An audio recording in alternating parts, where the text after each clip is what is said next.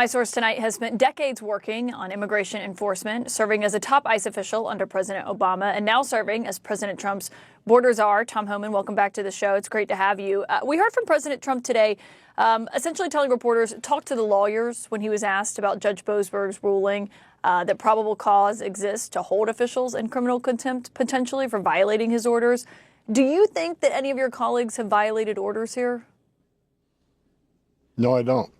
I think we follow the judge's order. I think we'll let that litigate in court. No, DOJ is fighting that in court, but I don't think we did anything wrong. And so you're not worried about any of the conversations when it came to Judge Boasberg saying turn the deportation flights around, and yet they continued to make their way to El Salvador? Well, you know, I think the information shows those planes were already in the air in international water, as far as I know. So I don't think we did anything wrong. According to his written order, I think we did everything by the numbers. And so you're not ultimately worried here that anyone will be held in contempt or anything like that as they continue this fact-finding investigation overall on this effort? No, I'm not concerned about it. I mean, fact-find all they want. I think the evidence is clear. I think DOJ's made a strong case, and we'll let it play out in court. I mean, as I sit here today talking to you, I don't think anybody in the administration did anything wrong. I don't think we actually violated a court order. So we have two judges here. That's Judge Boasberg's ruling that we found yesterday that the president was asked about. The other judge here, the federal judge in Maryland, Judge Zinnes, has been criticizing the government this week for what she says is doing, quote, nothing to return Kilmar Abrego Garcia to the United States. Are you personally aware of any steps that have been taken to facilitate his return to the United States? Look, I think he's a citizen of El Salvador. He's in El Salvador. He's home. He's an illegal alien with a final order of removal. He's a MS-13 member, which is now classified as a terrorist. So we removed an illegal alien, MS-13 member, who has a final order of removal issued by an immigration judge to his homeland. So should I read that as to say nothing has been done to bring him back to the United States? That's what it sounds like. I can't speak to everybody in the administration. I can just tell you what my stance is, and I think we did the right thing. I think he's where he should be, and the order of withholding that everybody keeps talking about, order of withholding is you set aside because he's a designated terrorist, which order of withholding is meaningless. I believe, according to the attorneys. And look, even if he came back, people think he's going to be released and go back to no, he's going to be detained. And he's going to be removed as per the order of removal, either to El Salvador or another country. So this person has an order of removal. He's seen two different immigration judges, and he's been ordered deported. And that's exactly what happened. I'm glad you brought that up, because that withholding removal order essentially said the one place he can't go is El Salvador, where he's from. He claimed that he was concerned he could be persecuted if he was returned. Why not simply have him return to the U.S., detain him, and then deport him to a third country? Wouldn't that be in accordance with the law? I think we're in accordance with the law. I mean, I'm not an attorney. I'm not DOJ fighting this case, but my opinion, and the years I spent doing this job, he is now designated a terrorist. The withholding orders is set aside. And we got to remember, the withholding order was issued years ago. Things have changed. El Salvador is one of the safest countries in the region because of the steps President Bukele take.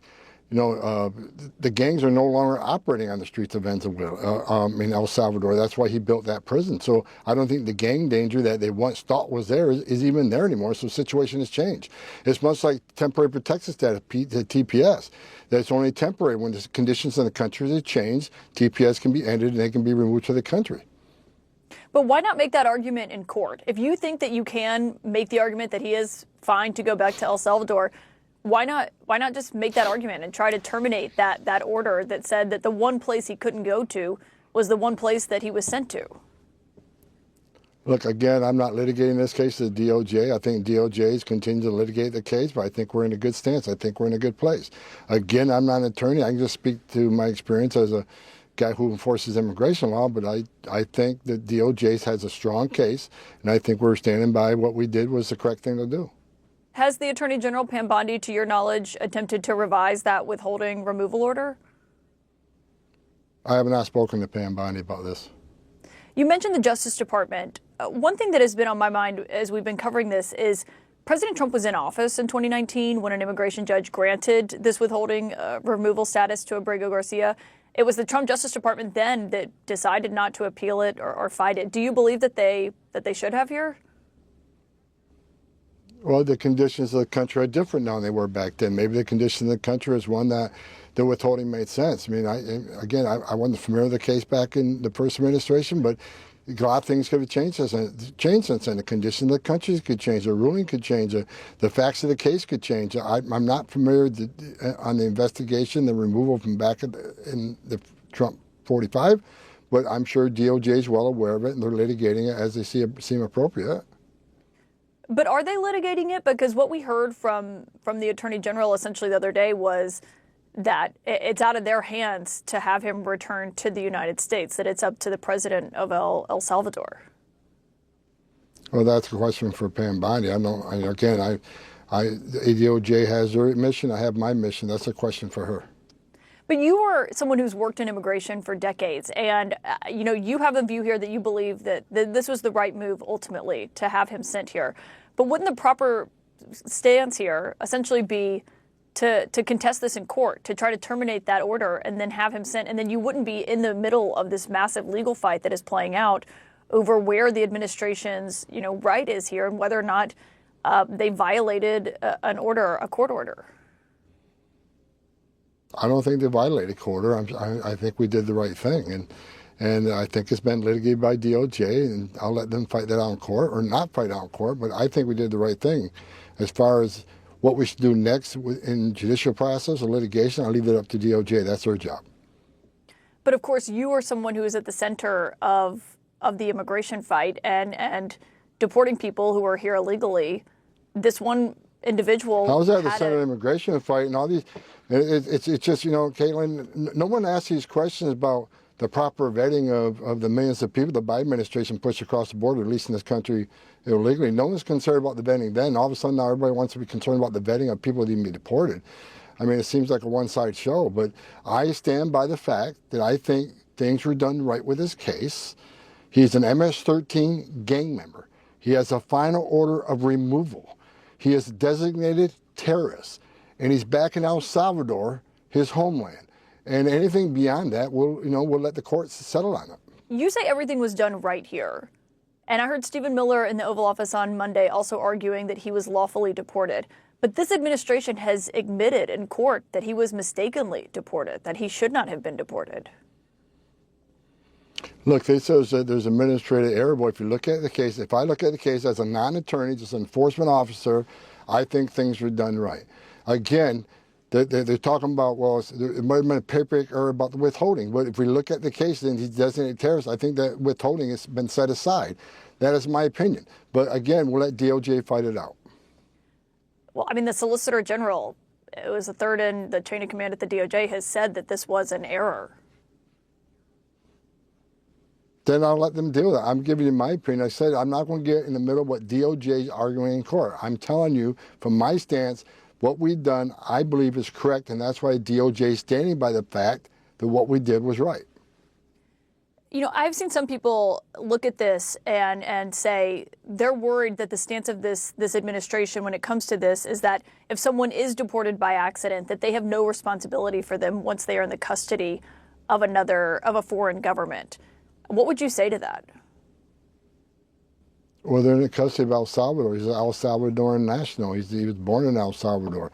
El Salvador has him in custody, and El Salvador decided what happened to him. I mean, again, the El Salvadoran president made it clear he's not going to release him.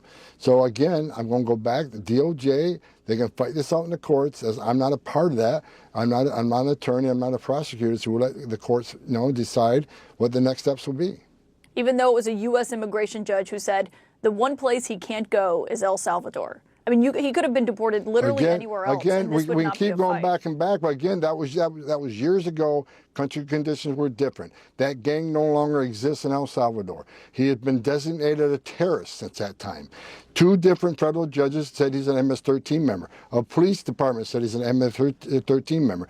ICE data shows he's an MS-13 member. El Salvador says he's an MS-13 member. As you know, MS-13 has been designated terrorist. The case has the facts of the case have changed since that first decision. So again, I'll leave it up to the DOJ to argue that case in court, but that is where I stand, and that's my belief. Yeah, it was 6 years ago, of course, when that happened when Trump was in office, as I noted. In her ruling, the judge here, Judge Zinnes, that I quoted of Maryland, said, quote, no evidence before the court connects Abrego Garcia to MS-13 or any other criminal organization. You just argued yourself that you believe there is evidence of that. Why has that not been included in this? Why has the administration not made that argument, not just publicly on television, but in court? Well, there is evidence. Like 2 different federal judges said he was an MS-13 member, immigration court. That's a part of the file. The file's there. And I think yesterday the administration did release police reports on the subject being an MS-13 member and being involved with MS-13 activities, and even had rank within MS-13. I think some of those reports were released yesterday.